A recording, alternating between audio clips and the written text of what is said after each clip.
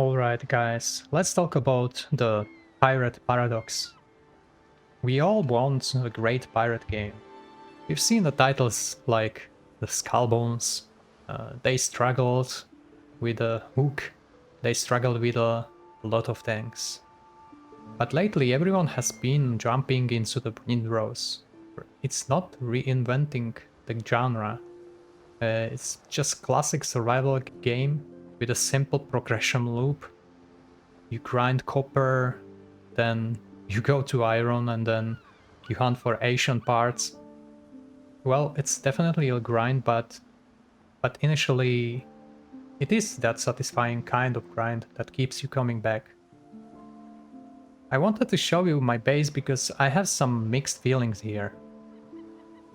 If we are talking about the building mechanics, the snapping and the utility, well, it's just not on the level of Valheim yet, in my opinion. Well, Valheim has a much better, let's say, snapping, and you can use your imagination a different way. But I really dig the visuals side of Windrose. The decor and the art style are great. But here's my take. You shouldn't just build because it looks cool, right? Well, there's not really that many games where you decide just to build because it looks cool. In my opinion, a good survival game should drive you to build for a reason. Your base needs to be, in my opinion, optimized for the gameplay loop. So, like, if you're placing chests where they actually make sense for you to go, if it makes sense, it should be right there because you will be walking nearby. So my take is, if the building side of the game is not connected to the gameplay, it's just not good. And now let's continue with this idea. I finished the game and then I started this massive project. I I imagined this giant building that would house my biggest ship right in the middle. It would have looked amazing.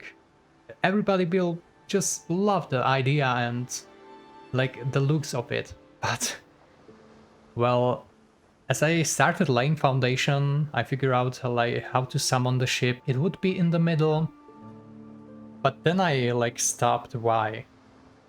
Because well, I hit the end game and the vendor in the game. There is nothing to do.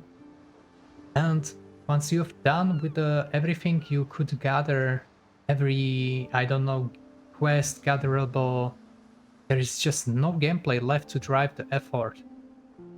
So I looked at my, you can say, dock, and I realized it just wasn't worth the time.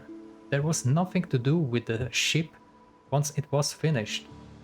I can maybe, I don't know, build something and then wait for update, but the update will not bring 20 hours, 50 hours in the game, because there is no gameplay loop that you can do in the end game. So I want to compare with Valheim. You have a maybe base survival, something like the enemy is keeps attacking you, let's say. So you want to build so you can defend the base. Yeah. Then also it takes more time to perfect the build in the Valheim than to do it in the Windrose. It's just, yeah. So if you are still playing, there are cool things to try. I like building, for example, you can build a lighthouse on those rocky mountain biomes, but there is a problem. You need to have a belt near the water, so it's a teleportation. So you basically cannot build in the middle of the island because you will have no teleport there. So yeah, that's no go. Only on the shores. So that's my idea. I wanted to basically share with you. And let me know if in the comments if you had the same problem with the game. Maybe you finish already, and maybe I'm not alone. So I think this needs really some fixes, but I am not sure if it will be fixed. So we can keep playing, you know. It has such a great